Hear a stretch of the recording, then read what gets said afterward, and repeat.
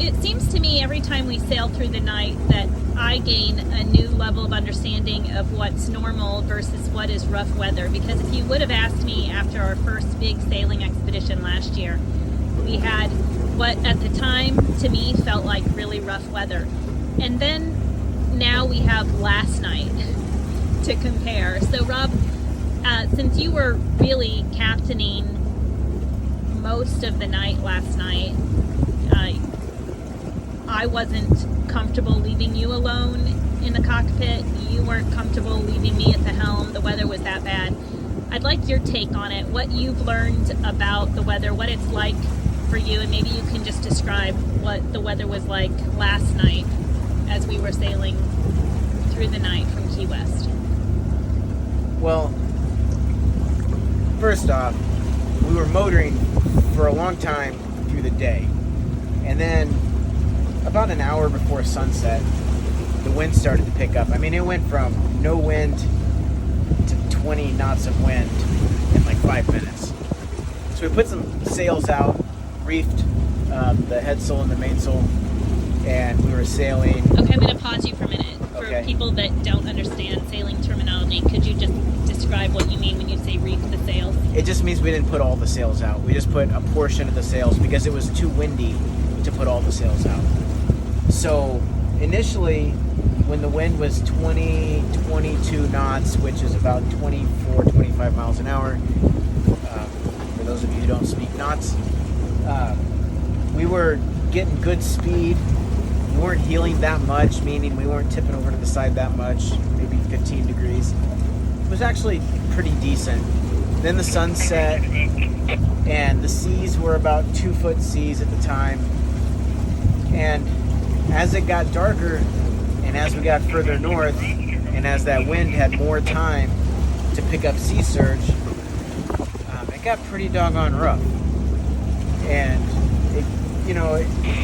as the waves were hitting us from our side, or beam waves, if you do speak boat, they were hitting us from our side and tipping us over or heeling us. As they were getting bigger and bigger, we were heeling more and more. And so as the night went on, we were taking more and more sail away. We were putting sail away so that we had less sail out to catch the wind. And finally it just got to a point where, they called for 2 to 3 foot seas, and I know we had at least 5 foot seas. Maybe we had bigger than that.